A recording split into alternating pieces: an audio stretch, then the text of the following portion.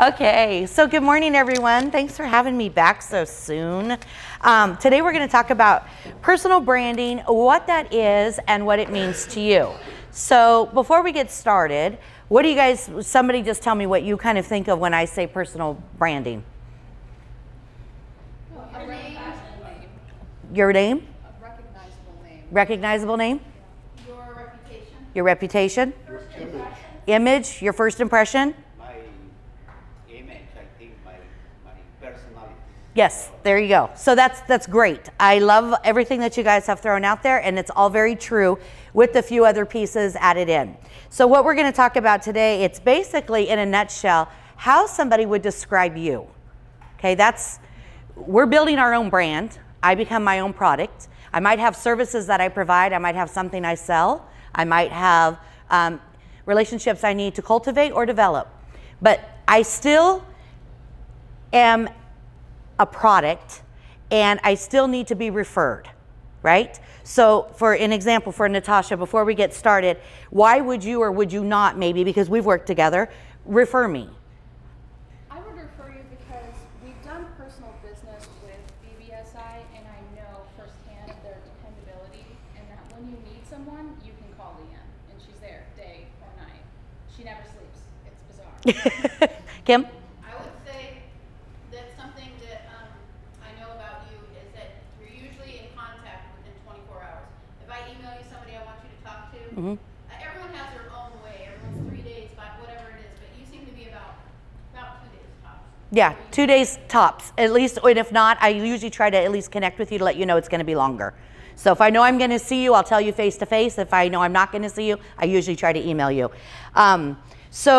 So it's the same thing, because you guys all have a vision or an image of what I am like, right? So good or bad, whatever it may be, that's the story that I, one, project, and then two, that you pick up and then relay out to somebody. So that determines whether or not you might refer me, you might not refer me.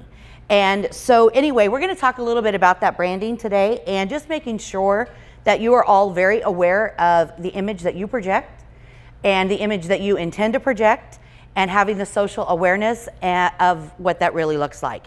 So, you know, when we judge people and we meet people, we base that on kind of like our own experiences, right? So we kind of look through lenses. And so a positive experience that you have with somebody, it resonates and it stays with them. Now you have that same experience 5 times over, that becomes a pattern. And that pattern is what really sits in and says, hey, I want to take that person to the next level, or, oh, I want to partner with that person.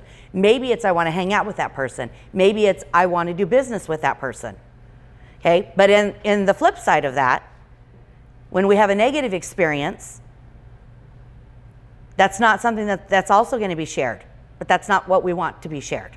Okay, so really the question is, who are you when no one is looking, right? How are you treating, if I'm at a restaurant and say I'm here at Loggers and I'm giving Sweet Savannah a hard time, and then I complain about my food, and then I send it back, and I'm obnoxious with my whoever table person is that I'm having dinner with, and you happen to observe all these things, and then you see me up here in 2 days or 3 days, does that say, hey, I really think she's probably a decent person?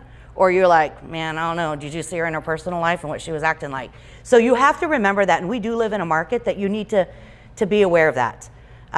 You have to be aware of it regardless of where you live, but especially in a market our size. So just remember that. How do we show up when no one's looking matters no matter where we are. Okay, so we'll talk a little bit about this. And so this is just really talking about the impact that you leave on others really is your brand. It's how people perceive you and how you want people to perceive you. So you only really have one shot to really make it awesome, so do that. Be awesome. Okay, do the best that you can possibly do. So I would caution you guys on a few other things too. It's one thing for us to project who we are and who we want to be in public and be out here talking, and then turn around and maybe, because we have social media now, right? And that's a whole different platform. So you want to absolutely make sure that you are legitimate and transparent and really projecting the best you on both areas. It's not just about me standing up here saying, hey, I have 20 years experience in HR and that makes me an expert. No, that really doesn't make me an expert. But I can be 20 years of really crappy service. That still doesn't, I might have the years of experience, but it doesn't make me an expert. So it's the same thing. I could go out there and say how much I love my job, to you because I need you as a client, and then I could be posting on social media. My clients are driving me crazy. They're making my hair turn gray. So again, where's that image and where's the consistency in the message? Okay? So, and I don't dislike any of my clients, and you are not making me turn gray. So, we'll go on a little bit over here. So here are some of the things that you really need to be thinking about. It's really about becoming the best that you can become. And over here on this other side, those are 10 things that really require zero talent that all of us can embody. And coachable, I would have kept on this list, but in today's world, being coachable is actually becoming a skill. So anyway, we're going to bypass that for now because that's a different topic. But really be thinking about these things. These are things that really show who you are, and they take zero talent. Be on time. Put out the effort. Do the things that make the difference. Have a great attitude. So the other piece that we're going to talk about today are the values, and they're your core principles, right? We all have different core principles, and that's fine, but you need to know what yours are. So, for example, if I were to ask somebody, I think, Becky, you maybe last week kind of gave an example when you said if somebody are describing one of your clients, they'll describe the disease or the disability or whatever that may be versus who that individual really is. It's the same thing here for us. It's easy for me to stand up here and say, well, I'm a mom, right? I'm a wife, I'm an HR consultant, but that's not really who I am. Those are things that I do or other relationships that I have. So I think everybody in this room really needs to spend some time getting to know who you are, making sure that you're aware of it. We all have our perception in our own brain of who we are, but there's more to that. It's what other people see us as. So having that social awareness of what my perception of what I'm trying to project is being received the way I'm hoping it's being received.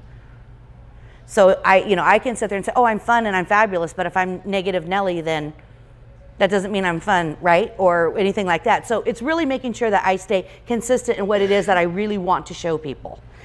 So everybody should have their core values, and you should be thinking about, what they are and really being able to drill down.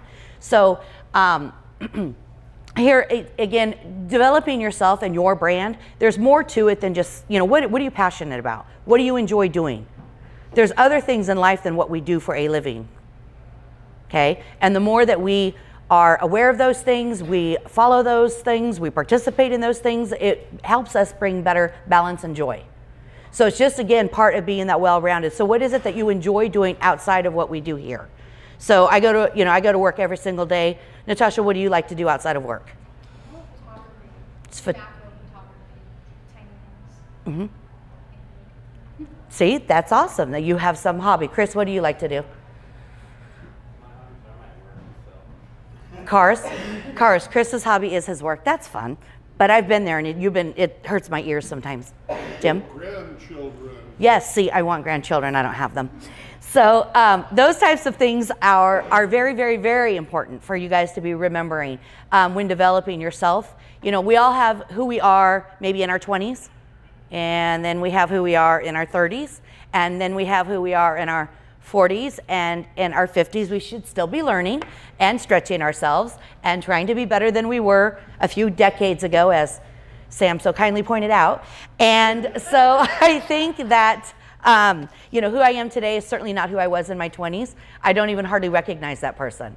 But I still wanted to be a good person. I just didn't know how to go about all of those types of things. So it's just constantly being aware, bringing those things forward in your mind, having the conscious, I think you have to have a focus to be able to say, this is what I want, this is who I want to be, this is where I want to end up, and then making that kind of happen. So surround yourself with extremely good people in your life, and we'll talk about that a little bit more.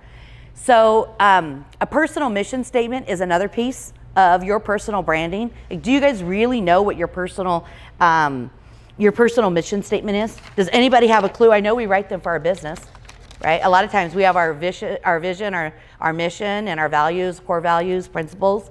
So do we know who we are as an individual? Okay. So, you know, a lot of times I had to start doing this because I consult with businesses a lot.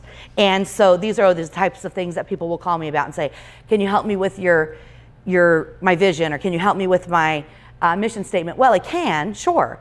But let's talk about you first, because without you, that doesn't mean a lot, right? Those are just words. So if you're not able, because they sound good, but you're not able to fulfill those or live up to them, then they really are going to do you more harm than good.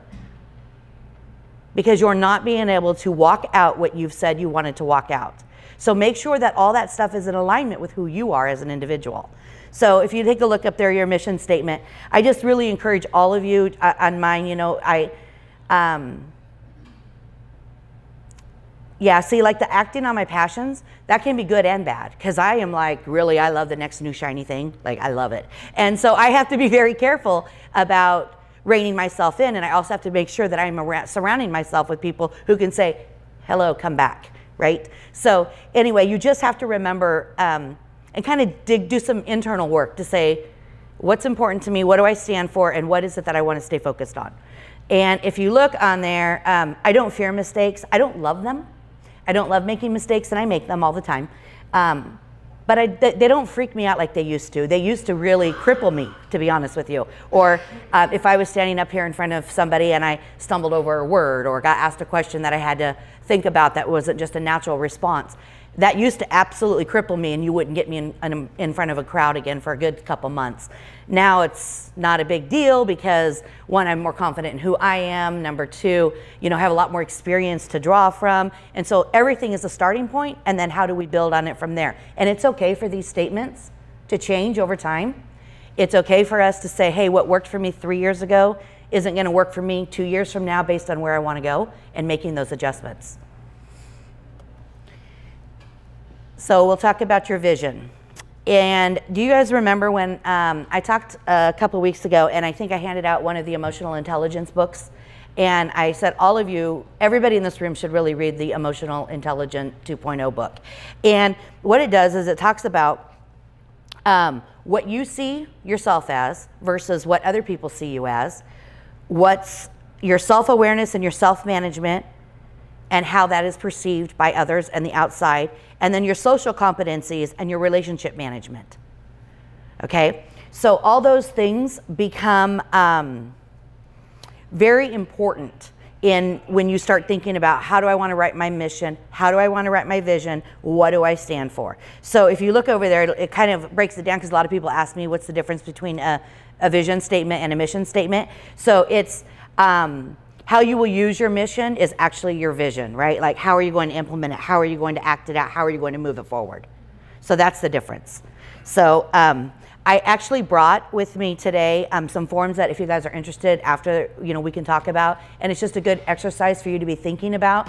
You know, a lot of us do a lot of other community events, whether it's civic volunteering, whether it's church stuff, whether it's just being a part of Rotary or a networking group or something like that.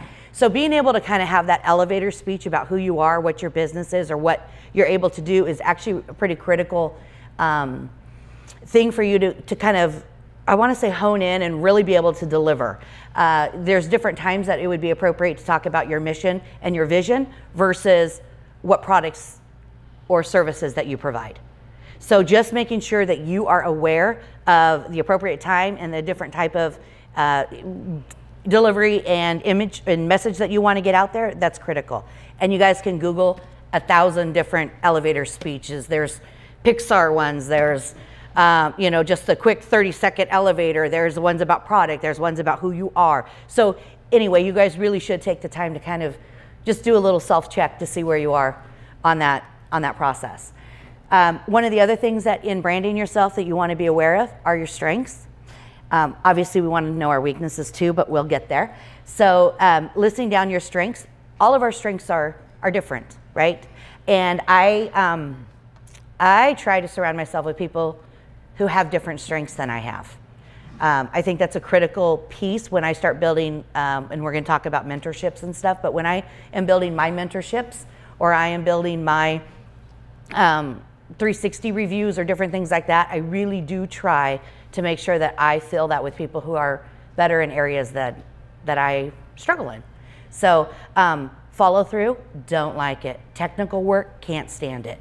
Sitting down in front of a computer for 6 hours a day to do a report, just stop right there. I can't handle all those things. So I have to make sure that I have people around me who can do those types of things, right? I'm really good with words, Jess knows. Really good with words, but the technical piece, not a big fan of. Good morning. So I'm disciplined in certain areas, right? But the technical stuff like pieces of paper are not my strength. But I would say I'm totally enthusiastic about almost everything I do, right? So, okay, so let's talk a little bit about your freak factor, okay? So your freak factor really is what makes you you. And what makes you different and stand out from somebody else.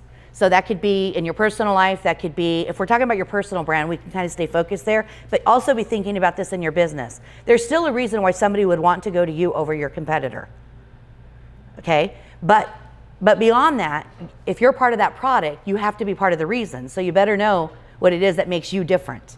Is it your customer service? Is it your return policy? Is it whatever?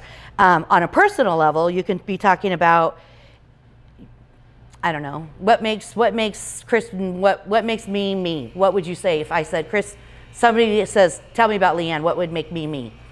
I'd probably say that you're very outgoing and active up your work and just very connected in the community. You're a connector for our businesses and stuff like that. And so. So that would benefit somebody like you who's just kind of newly starting a business and you're saying, okay, I'm not really sure how to get out there, but I know I need to get out there. Okay, so that's cool, thank you. You know, I kind of look at it, you guys, what's that cliche? I think anybody can sell the steak, but people come because of the sizzle, right? Like any one of us can go out and say, hey, this is the greatest steak, but the people come because of the sizzle. So you want to make sure what's your sizzle? What makes you special and unique and different? So be thinking about that. Becky, if I asked you what makes you different, what would you say? Probably an odd or strange sense of humor. Inserting humor in most situations. Okay, see? So you have something that would make you, in your opinion, stand out. So becoming that part of your brand, you know, again, be aware of the social awareness piece of it because it's a double-edged sword, right? We have something that wants to come out and make us stand out, but does that mirror the image that we really want to project? So that's the trick sometimes when you're thinking about your brand or what your intentions are, because sometimes our intentions are really, really good and our delivery is not. So we need to, and those are things that we need to remember and just be aware of. I've had a few little stumbling speed bumps over my career, so I know very well what those things are. Part of our other pieces are our personal attributes, and they are just really helping define your personality, right? So if you take a look at this list, this is not a list that I created. These are not things that I think about me. No. But go ahead. Can I change my answer? Yes, you may change your answer. I think probably an attentive listener. Yeah. Okay, so that being a good listener. With some quirky humor to throw Okay, well there you go. So see, when you hone that down on the piece of paper, there you go, you can write that out that way. All right, so this is just, I kind of grabbed, I'll tell you guys a story because this is just the way I operate. So yesterday, or was it last week, Sam, you called and asked me to do this? I don't remember when you had brought it up, but anyway, so I, being me, waited till yesterday afternoon, because that's what I do. Last minute, I can whip it out, things are good, and I'd been writing down my thoughts and writing down my intentions and writing down my points all week, so I was pretty happy. So yesterday, I'm doing it, it's probably around noon, and I whipped it out, and I left for lunch, went and met a client for lunch, came back, and my computer shut down, and I saved nothing, and I already shredded my notes because I had already had it in the can. So I freaked, had a moment, little meltdown, like, this cannot happen to me, and I'm certainly not going to call Sam and not deliver what I just said I would deliver, because that's not who I am. So anyway, so then I'm like, okay, starting over from ground zero. So all the brilliance that I had in my head over the last, like 5 days kind of was shredded. And so this stuff is right out of like Google, like when I'm like personal attributes that are good, so that's where I got this list from. So anyway, because I actually had taken the time to think about everybody in the room, and I was like, what are my favorite attributes of the people that I know? So I actually had originally taken a lot of time into presenting that, and I was going to share them with you, and then, here we are. So anyway, so that's just a canned list, but feel free to steal it if you'd like any of those words. 360 feedback.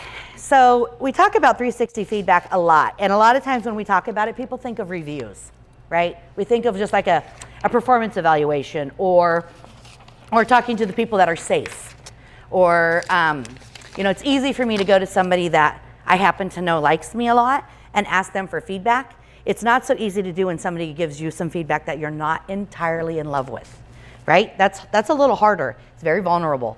So the point, though, is you need to grow, right? And we need to be aware of what our perceptions and people's perceptions of us are. So you can't always do that by just being told yes and what a great job you're doing, or how good your customer service is, or how amazing or how easy you are to talk to, because we all have room to change. We all have room to grow.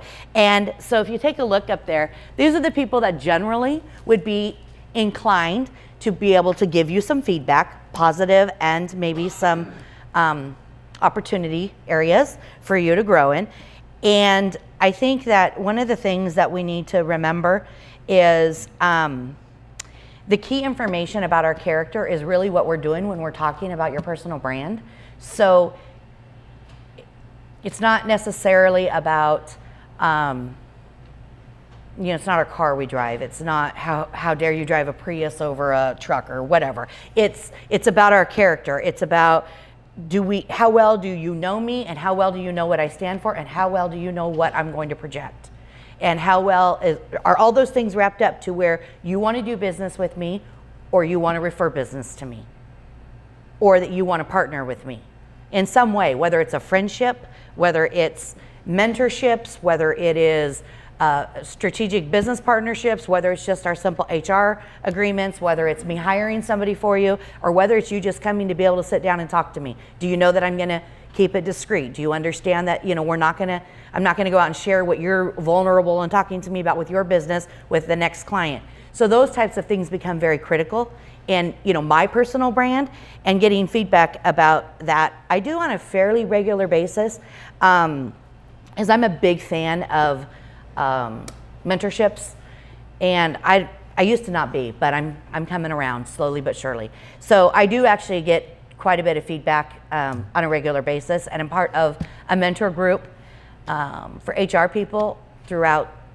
Actually, most of my people are now in California, and also on top of that, then I mentor another group of younger, less experienced in their first 5 years of HR. So, it's just kind of making sure, and it kind of reminds me of that fresh passion and why we got started in doing what we do, because it's easy to kind of sometimes forget that. So a SWOT analysis, how many of you are familiar with a SWOT analysis? Okay, good. So, there's SOAR, there's SWOT, there's all these acronyms that you can go out there and do. So really what it's about are your strengths, your weaknesses, your opportunities, and your threats. And when you do that, the strengths and the weaknesses are really internal. That's the internal piece of it. The opportunities and threats are your external piece. So, brought some forms right over here. Let me grab those. So if any of you are interested, I have one on one side where you can kind of do a SWOT analysis on yourself, and then one on your business. So if you guys are interested, and it's just a really good way also to help you when we start talking about your brand, to make sure that you're in line with what it is your intention is. Because sometimes that's the biggest disconnect I see with businesses. We all know what we want, but it's not really what we're projecting or what's perceived. So Just be thinking about those types of things. You're more than welcome to those are not the only questions on that form that you would be asking yourself. That's just a way to help guide you and start the thought process. Okay, because there are going to be, hopefully there are going to be strengths that you see in yourself or that you're aware of that are, not necessarily going to line up with one of those questions. So just take the time if you're interested in taking a look at those. After you do your SWOT analysis, one of the things I would encourage you all to do is really start setting your goals. So where is it that you want to change? Where is it you want to stretch? Where is it you want to grow? What is it that you want to change on your view or your projection of what other people see you as? I actually, on mine, I actually have a personal blueprint that I keep track of, and I touch it probably, I look at it probably quarterly. I update it probably twice a year, but it has all my goals on it. So let's see. So the things that we have, so when you start looking at goals, SMART goals, again, tons of acronyms out there. If you like a different format, use it. But SMART goals, they're specific, they're measurable, attainable, relevant, and they're time-based. So when you start writing out your goals, the whole purpose of that is so that you hold yourself accountable and that you have a way to kind of track that and stay focused. So, as you achieve your goals, your success should go up, because that's the whole point of goals, right? To be better. And again, I'm going to talk a little teeny bit about why or how you can also do that. We've talked about the 360. We've talked about the goals. We've talked about the analysis. But without a good mentor or somebody that you can actually walk through those things with, it's really not the same. Because you've got to have somebody that can hold up that mirror for you sometimes, or that has other experiences that you have that allow you to be able to give you the feedback that you're looking for. So, and you're not just, I don't know, does anybody else in here use a mentor? Good. So, good. Yeah. So, see, some of you use it, and do you find success with it? Yes. Okay. What's your favorite part of having a mentor? It's someone that's relatable, and they can talk about the same things that you would like to talk about. Good. Kim? For me, it allows me to hear myself in the problem and define what's emotional, what's real, what's going to stick, what really needs to, if anything, when it comes to a problem. Okay. How do you feel if you have feedback, Ron, from your mentor? Do you take that with heavier weight than you would, say, Sam, who was a patron? Oh yeah, because it holds you accountable, because they're in the same, I don't know if you want to say the same line, but you're talking about you, and you're talking about what you're trying to accomplish, etc. And they're there specifically focused on you. So. That's right. The whole goal of the mentor is to support you, but also to hold that mirror up for you, to be able to provide you with that feedback. And they really are supposed to be there for your success. So it comes back to making sure that you have a mentor that asks great questions, that listens to you and asks you questions to help guide you through the process rather than telling you the answer, because that's actually not going to teach you anything in the long run. So for those of you, is anybody in here a mentor to somebody else? Okay, so yes, you, and yes, you. Okay, good. Sam, what's your favorite part? Do you like having the mentor or being the mentor? It's much easier for me to give advice than to ask for it. Really? So being a mentor. Okay. And who else was a mentor, Jim? Yeah. And what do you prefer? I like the feeling of being able to see growth, being able to watch people change and develop, and feeling as though I contributed to that, even though I don't get much back. I get back to the joy of watching that change happen. Right. Am I ever going to have a mentor who is right out of college and has their first job? No. Right. So no, I'm not. And and neither should you. And it's the same thing, I remember earlier, my very first time I was a mentor to somebody, I I was super excited to be asked. So I was like, yes, let's do this. It really was not a positive experience for either one of us because I still didn't understand the big picture of asking the right questions and helping guide them. I'd be like, no, that was just dumb. And so that's really not helpful to people. So it was a very big learning process, and you know, that fairness, it was over 20 years ago, but I've learned a lot since then. But we just make sure that you really are seeking out somebody that you can bounce ideas off of, that you can have those private conversations with, or those struggled conversations with, or somebody who really kind of wants to call you on your junk, right? Because we all have some junk. And so it's just having that person who can do it in a respectful way, and a kind way, in a constructive way. And okay, let's be real, some of my people I'm not overly kind with, but they don't need that, as that's not their personality, right? But you have to know who you're with, and you have to know your audience, and you have to know what your intent is, and what their needs and intent is. So make sure that those are aligned. Do you have a mentor, Erica? Yes? So that's nice. Okay. So I kind of gave you like what I stand for and what BBSI stands for last time I was here. So those are the things that matter really a lot to us. How am I doing on time? Did I do okay this time? Oh, fantastic, because last time I didn't do so hot. So anyway, if you guys have any questions, I'm happy to talk to you. I would encourage all of you to take some time to really be thinking about your intent, what it is that you really want to gain.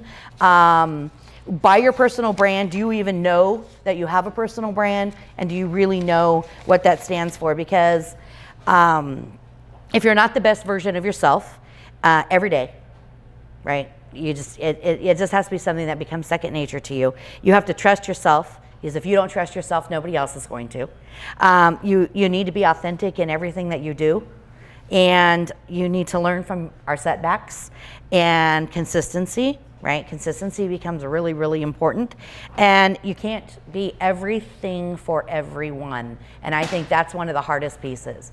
So, you know, I just encourage all of you to take the time to be thinking about who it is you really are, being able to describe that in 60 seconds or less, and I don't know, just reflect on what you think you stand for, and make sure that all of your platforms are consistent messaging. So if you guys have any questions, I'm happy to answer them.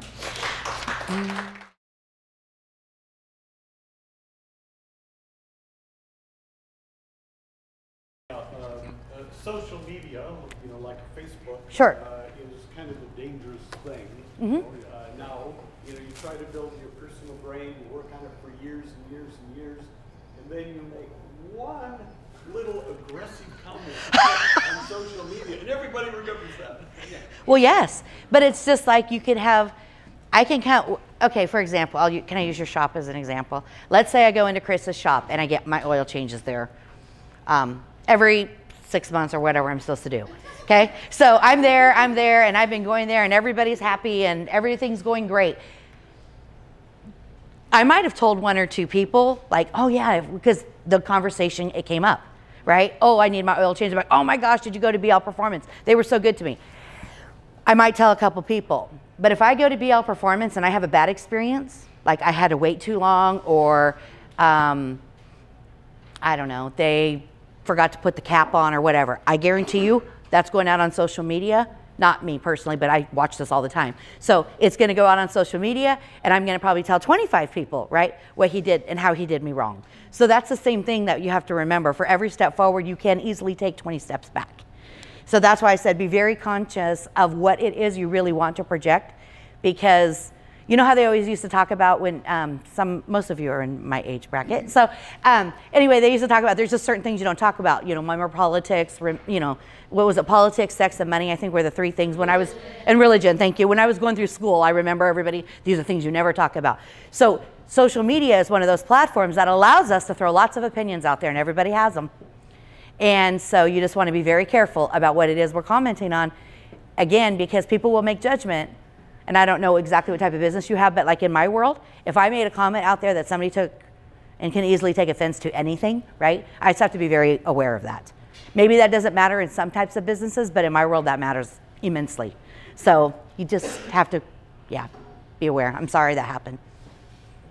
I would add on to that, like, we are such a small place with tons of overlap. And I've seen people who work in bigger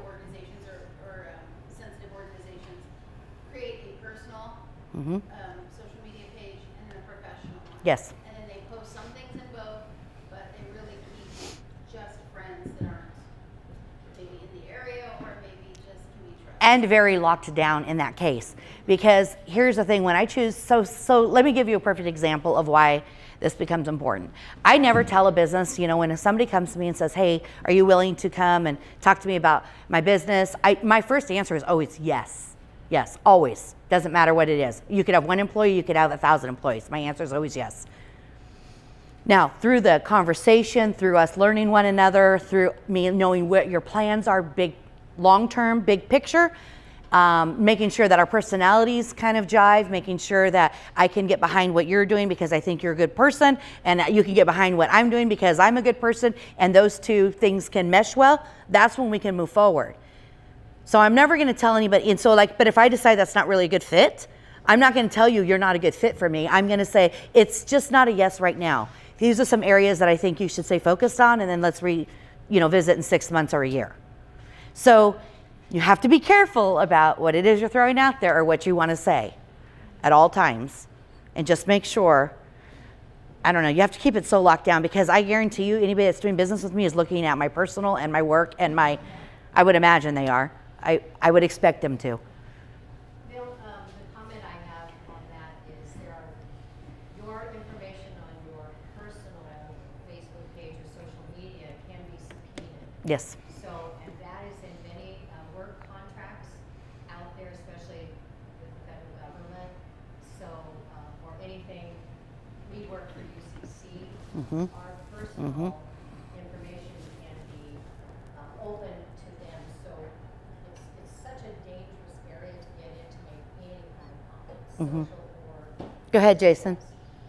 I would suggest lock down your personal. Like, nobody can see my personal. And because of my friends, there's no way I would let the public see my